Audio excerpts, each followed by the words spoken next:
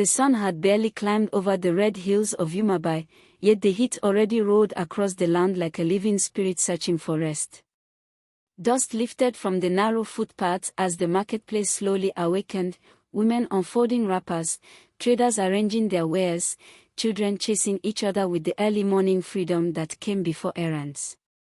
But Obinna, the 13-year-old boy with eyes too old for his age, had no time for chasing shadows. He balanced a wooden tray of bright oranges on his head, the kind that glowed like miniature suns. His feet, dusty and cracked from endless walking, carried him through the market with surprising grace. Orange. Sweet orange. Buy your fresh orange, he called in a voice sharpened by both hunger and hope. People knew the boy. Some pitied him. Some admired him. Most ignored him. 3 years had passed since death snatched both of his parents in the same week, a mysterious illness that the elders whispered had been carried by the night wind. With no one else to hold on to, Obinna stayed with his father's half-brother, Uncle Ogbuefi, a man whose heart had grown hard and twisted like a forgotten root. Ogbuefi fed him only enough to keep him walking. He beat him when sales were poor. He sent him out before sunrise and expected him home after the last cock crowed. But Obinna endured, not because he was strong, but because he believed the world still held one corner of mercy for him. Somewhere. This morning, however, something felt unusual. The air tingled. The wind whispered his name. Even the oranges felt heavy, as though they were carrying a secret. Obinna brushed the feeling aside and continued calling out. He had just sold 2 oranges to a smiling woman when a strange hush fell over a section of the market. People slowly turned. Voices lowered. Murmurs began buzzing like flies. A single woman walked into the marketplace. Tall. Graceful. Wrapped in a flowing red and gold wrapper that shimmered like firelight. Her skin was the deep, polished brown of river stones. And her eyes were steady, powerful, and ancient, as though they had seen both kingdoms rise and fall. She walked like someone the earth itself could not ignore. The elders whispered, "Who is she?" Young men stared wide-eyed, pretending not to be captivated. Mothers tugged their children aside instinctively. Obinna didn't notice her at first, he was too busy arranging fallen oranges. But when he finally looked up, their eyes locked. And in that single moment, the world softened, the noise of the market faded until only her footsteps remained. She walked straight toward him. He straightened, confused. People watched with curiosity as this elegant stranger approached a dusty orange-selling boy. When she reached him, she stopped. Her eyes studied him, not in pity, but in recognition. "What is your name, NWAM?" she asked softly. Her voice was warm, like palm wine left too long in a calabash. "Oh, Obinna," he stuttered. "My name is Obinna, madam. And this?" She pointed to his oranges. "Yes, madam. Fresh oranges. I sell them every day." The woman smiled. Not the thin smile people offer out of politeness, but a deep, gentle smile that reached her eyes. She bought 1 orange. Then another. Then handed him far more money than the price. Obinna's mouth dropped open. "Oh, madam, this is too much. I don't have change." "I didn't ask for change," she said quietly. Her voice carried something else, something darker, something older than simple kindness. Obinna felt a shiver travel through him. He wasn't sure if it was fear or awe. The woman leaned slightly closer. "Obinna," she whispered, "you are not who you think you are." He froze. What do you mean, madam?" But before she could answer, a shrill voice tore through the air. "Obinna! You useless child!" It was Ogbuefi. His face was twisted with anger, sweat pouring down his temples. He shoved his way through the gathering crowd and stormed toward the boy. The woman's eyes narrowed. "Where have you been? How many oranges have you sold?" Ogbuefi barked, grabbing the boy by the arm. "Leave him," the woman said. Her voice was calm, but the ground felt as if it trembled with it. Ogbuefi turned, ready to insult whoever dared interfere, but when he saw her, his face drained of color. "You," he whispered. "You know me," she replied. I thought you were dead," he stammered, stepping back. A ripple of shock spread through the crowd. Obinna stared, stunned. "Uncle, you know her." Ogbuefi swallowed hard, unable to look away from her. The woman reached into her wrapper, pulled out a small leather pendant marked with ancient symbols, and placed it gently into Obinna's hand. "Your destiny begins now," she said. Before Obinna could speak. Before he could even breathe. A sudden scream rose from the other end of the market, a scream of terror, followed by people running, shouting. "Something is coming. Something is coming from the forest." The ground shook. Stalls rattled. Birds scattered into the sky. Obinna turned toward the commotion, and what he saw made his blood run cold. A dark, massive shadow was emerging from the forest. And it was coming straight toward the marketplace. Chaos tore through Yumabai market like a wild wind. Traders abandoned their stalls, grabbing children, tossing baskets aside, shouting warnings that rose and crashed like thunder. "Run! Close the gates! Where are the guards?" But Obinna couldn't move. His legs locked in place as the massive shadow emerged fully from the forest edge, tall, broad-shouldered, and covered in dark, matted fur that seemed to swallow light. Its red eyes glowed like burning charcoal. Its breath fogged the air even in the heat of midday. Some called such creatures Okmyo, beasts born from curses older than memory, spirits that once prowled the borders of human lands when the world was still young. Obinna had only heard stories. He never believed they were real. The creatures roared across the market, scattering everything in its path. Wooden stalls shattered, baskets flew, goats bleated in terror as people sprinted for safety. But the woman in red and gold did not move. She stood like an Iroko tree rooted to the earth itself. "Obinna," she said firmly, her eyes never leaving the beast, "do not be afraid." He trembled. Every part of him screamed to run. But her voice held him in place, steady, ancient, commanding. Ogbuefi, however, did not stay. The moment the beast roared, fear overtook him.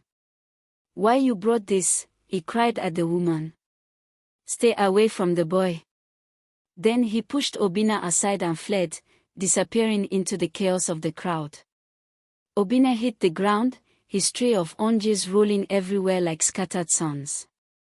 The beast's red eyes flicked toward the boy. It had sensed him. It had come for him. The woman stepped in front of Obinna just as the beast charged. Dust rose, the earth shaking under its heavy steps. With one sweeping motion, she raised her arm, and the leather pendant she placed in Obinna's palm glowed faintly, pulsing like a heartbeat. A rush of wind burst from the ground, swirling around her like invisible hands. The beast collided with the wind barrier, recoiling with a pained growl. Gasps rippled through the remaining onlookers. The woman's stance tightened. Her lips moved in a language not spoken by ordinary people, a rhythmic, humming chant that sounded like the rustle of leaves, the whisper of streams, the memory of spirits. The beast shook its massive head, enraged, and clawed violently at the barrier, each strike trembling the very air. "Madam!" Obinna shouted, terrified. "What is happening?" But she couldn't answer. Her energy poured into holding the beast back. The pendant pulsed harder, hitting Obinna's hand until he winced. What is this? Why does it feel like fire? The woman grit her teeth. It is responding to you. You must hold it. Hold it. It's burning. It burns because your destiny is waking. The creature roared, slamming against the barrier with renewed force. The woman staggered backward, her wrapper whipping around her like flames. She was weakening. Madam, stop. Let's run. Obinna cried. No, she whispered breathlessly. If we run, it will haunt you to the ends of the earth. You do not understand, you are the one it wants. His heart nearly stopped. Me? Why me? She didn't answer, not fully. But in her eyes, he saw something terrifying. Recognition. The beast struck again, this time, the barrier cracked like broken pottery. A blast of force sent the woman stumbling to her knees. The pendant flared bright. Pain shot through Obinna's arm. Something inside him twisted, like a door he had never known was there had just opened. Voices whispered in his head. Not human voices. Older. Deeper. Awake. Awake. He clutched his skull, crying out in confusion. What is happening to me? The woman forced herself up. You are not an ordinary child, Obinna. You carry the blood of the forgotten line. You carry power that slept for years. That creature was sent to prevent you from discovering who you are. I don't understand. You will, she gasped. But first. The beast roared and lunged. The woman shoved Obinna aside, raising both hands. Her eyes flashed gold as she unleashed a burst of spiritual force. The beast was thrown backward, slamming into an abandoned yam store. Wood splintered, dust rising like a cloud. But the effort drained her. She fell to one knee, panting heavily. Obinna scrambled to her side. Madam, please get up. She grabbed his shoulders with trembling hands. Listen to me. Go to the river shrine at sunset. There is someone waiting for you. Someone who must finish what I started. Who? Who is waiting? Your mother's spirit guardian. Each word seemed to cost her strength. You must reach there before the hunters arrive. Before your uncle returns. Obinna froze. My uncle? Why? But he never finished. A piercing whistle cut through the air. Dozens of men burst into the marketplace, armed with spears, machetes, and charms tied around their arms. The Yuma by night hunters. Their leader, a tall, broad-chested man with tribal marks, pointed straight at the woman. There she is. Seize the witch. She brought the creature. No. Obinna cried. She saved us. But his voice was drowned out as the hunters charged. The woman's eyes widened, not with fear, but urgency. Obinna, she whispered, run. Now. But. Run. The hunters were closing in. Obinna stood frozen for one heartbeat that felt like eternity, torn between fear and loyalty. Then the ground shook again. The beast was rising. Blood dripping from its mouth. Its eyes fixed on him alone. And Obinna realized he was trapped between the hunters and the monster. All he knew was that the pendant on his palm pulsed louder than his heartbeat. Dum, dum, dum. The beast growled, spreading its massive claws. Its eyes locked onto him, not just with hunger, but intention. Obinna. The woman's voice cracked through the chaos like lightning. He turned. She was trapped, hunters surrounding her, charms raised, blades pointed. Go. To the river shrine. Now, she screamed. A hunter struck her across the face with the butt of his spear. She fell to the dust. Leave her. Obinna shouted in panic. "She's not your enemy." But the hunters ignored him. The beast roared and charged, dust exploding under its feet. Obinna spun around, caught between the beast's rage and the hunters' shouts. "Take him too," their leader ordered. "He is part of our witchcraft." Something inside the boy snapped. Fear, confusion, pain, all of it mixed into something sharp and hot. The pendant fled. A blast of wind spiraled around Obinna, lifting dust and debris like a miniature storm. The hunters staggered. Even the beast hesitated. Obinna stared at his own hands, glowing faintly. What is happening to me?" he whispered. The woman, still struggling on the ground, managed to lift her head and croak. "You are awakening." A hunter lunged toward her with a raised blade. "No!" Obinna cried. The pendant flashed. A shockwave rippled outward. The hunter flew back as though held by invisible hands. The crowd gasped. Obinna stumbled backward, terrified of himself. The beast roared again, not in fear this time, but fury. It leapt. The woman screamed, "Run, Obinna!" This time, he obeyed. He dashed between broken stalls, dodging the monster's claws by inches. The beast crashed tables and smashed through firewood stacks as it chased him. The whole market had turned into a storm of screams, scattering people, overturned baskets, and shattering wood. Obinna darted into the narrow path that led toward the riverbank. Behind him, he heard the pounding steps of the beast and the shouts of hunters. "Don't let him escape. He's dangerous. Catch the boy." Tears burned his eyes as he ran. "Why me? Why me?" But the pendant paused sharply, as if answering. "Because this is who you are. The river shrine." By the time Obinna reached the riverbank, his legs were shaking violently. The river glistened under the afternoon sun, calm and unbothered by the chaos behind him.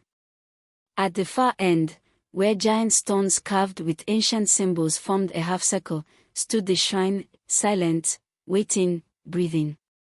Obinna stumbled toward it. "Hello," he called, voice trembling. Is anyone here?" The wind shifted. The water stirred. A soft, glowing mist rose from the river. Then she appeared. A woman made of shimmering water, tall, ethereal, crowned with river lilies. Her presence softened the air itself. Obinna froze. "Do not fear," her voice rippled, like water against a calabash. "I have awaited you. You know me. I knew you before you were born," she said. "I watched over your mother. I watched over you." Obinna's heart cracked. "You knew my mother? Why didn't she ever tell me any of this?" "Because you were hidden," the river spirit said gently. "Hidden from those who wanted you dead." Obinna stepped back. "Dead? Who?" Behind him, branches snapped, heavy footsteps approaching. The beast lunged out of the trees. Obinna screamed. The spirit lifted her hand. The river exploded upward, forming a wall of water that crashed into the beast, slamming it to the ground. The creature howled, thrashing wildly. More footsteps. The hunters arrived, panting, weapons raised. "There," they shouted. "Catch the boy." "Stop," the river spirit commanded. Her voice shook the very stones of the shrine. The hunters froze, trembling. Obinna turned to the spirit. "Tell me the truth," he said. "Why is all this happening to me?" The spirit looked at him with ancient sorrow. "You, Obinna, are the last child of the Is-Nwok lineage, the royal bloodline of spiritual protectors wiped out by greed and betrayal. Your mother hid you from those who killed your father and sought to end your line forever." Obinna couldn't breathe. "My father was killed." The river spirit nodded. By someone who walks among you. Someone you trusted. Obinna's mind raced. Someone he trusted. But before he could speak, a voice cut through the air. Enough. Stop filling his head with lies. Obinna turned. And saw Uncle Ogbuefi step out from behind the hunters. His face twisted not with fear, but guilt. Obinna's chest tightened. Uncle. The river spirit's voice darkened. Yes. The man who took you in is the same man who haunted your father. The same man who has been waiting for your power to awaken, so he could destroy you too. Obinna stumbled backward, shaking. Ogbuefi's mask of kindness fell away completely. You should have died with your parents, he hissed. The beast rose again, snarling, its eyes flicking to Ogbuefi in obedience. The truth struck Obinna like lightning. The beast wasn't hunting randomly. The beast served him. Ogbuefi raised his knife. End of the road, boy. Obinna lifted the glowing pendant. Power churned inside him, bright and rising like dawn. The river spirit's voice swelled. Obinna, remember the blood you carry. Remember the destiny you were born for. Choose now. Ogbuefi charged. The beast lunged. The hunters watched in shock. And Obinna stepped forward. His voice shook, but it was steady enough. No more running. Light erupted from the pendant. A roar split the sky. Water spiraled upward. The beast shrieked. Ogbuefi screamed. Hunters shielded their eyes. The world seemed to break open. And then, with the force of thunder, everything fell silent. Dust settled. The river calmed. Hunters dropped their weapons. The beast lay motionless.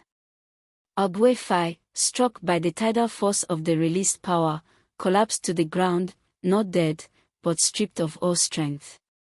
Obinna stood at the center, trembling, tears streaming down his face. The river spirit approached him with pride. You have chosen well, she said gently. Power means nothing without a just heart. The woman in red and gold arrived moments later, bruised but standing, her eyes shining with relief. Obinna looked at her. Who are you really? She smiled sadly. I was your mother's sworn sister. I promised to protect you when she no longer could. Obinna swallowed hard, overwhelmed. So, what happens now? The river spirit touched his forehead. Now, she said, you begin again. Not as a boy who sold oranges, but as the heir of a destiny that almost died. A soft wind blew across the riverbank, carrying the scent of hope. The woman rested a hand on Obinna's shoulder. Your story is just beginning, dear child. And as the sun dipped behind the hills of Umabai, painting the world gold, the spirit whispered the final words. No matter how long the night is, the sun will rise. And when destiny calls a child, even kings must step aside. If you enjoyed this story, kindly subscribe to the channel, like and share. Thank you.